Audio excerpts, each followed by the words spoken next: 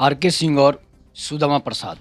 मैं आपको बता रहा हूँ कि आर.के. सिंह और सुदामा प्रसाद में कौन मारेगा बाजी। भोजपुर जिला का जो लोकसभा क्षेत्र है, वो किस जाति की संख्या सबसे ज़्यादा है, इसी के बारे में थोड़ा-सा चर्चा करेंगे और कौन इसमें बाजी मारेगा, इसके बारे में मैं आपको बता दे रहा हूँ कि आर.के. सिंह एक दिग्गज नेता हैं।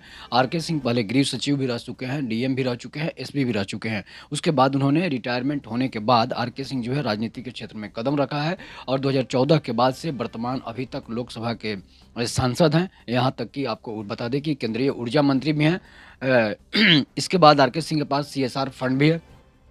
मैं आपको बता रहा हूँ कि आर.के. सिंह भोजपुर जिले में सबसे ज़्यादा राजपूत बहुल क्षेत्र है, सबसे ज़्यादा संख्या जो है राजपूतों की है, जिसमें 4.5 लाख के करीब राजपूत वोटरों की संख्या है, जिसमें इस बार जो है 50,000 से अधिक राजपूतों की संख्या बढ़ी भी है। भोजपुर का जो लोकसभा चुनाव क्षेत्र है, मैं आपको बता रहा हूँ। इसके बाद दूसरे नंबर पर यादवों की संख्या है, जो 2.5 से 3 लाख के करीब है, जिसमें यादवों की संख्या भी आती है। उसके बाद मैं आपको बता रहा हूँ कि उसके बाद जो है दलित और महादलितों की संख्या जो है 90,000 के करीब है। बनिया की संख्या भी जो है 1.5 लाख के करीब है। इसके बाद कोइर, कुर्मी भी वोटर भी हैं, ब्राह्मण वोटर भी हैं, भूमिहार भी भोजपुर ज़िले में अच्छे खासे जो हैं उनकी संख्या है। इसके बाद जो है लड़ाई जो है बीजेपी और भाकपा माले सीपीआई के बीच है। उसमें मैं आपको बता रहा हूँ कि भाकपा माले के एक उम्मीदवार थे जो 2014 के चुनाव में लड़े, 2014 में नहीं, 2019 के चुनाव में लड़े थे, जिनका नाम था राजू यादव, जिन्होंने आर.के. सिंह से 1.5 लाख वोटों से पीछे थे।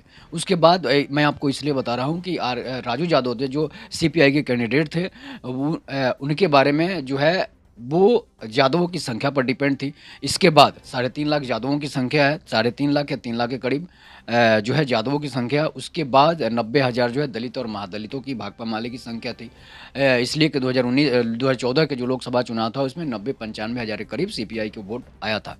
इसके बाद मैं आपको बता, दोनों वोट प्लस करने के बाद भी जो है बीजेपी के उम्मीदवार आर.के. सिंह ने जीत दर्ज की थी उन 2019 के चुनाव में। इस बार जो है टक्कर जो है आर.के. सिंह भी सुदामा प्रसाद के बीच है। इस बार राजू यादव नहीं है, तो सुदामा प्रसाद एक बनिया समुदाय से आते हैं, तो बनिया की संख्या जो है भोजपुर के जो लोकसभा क्षेत्र है उसमें 1.5 लाख के करीब मानी जाती है।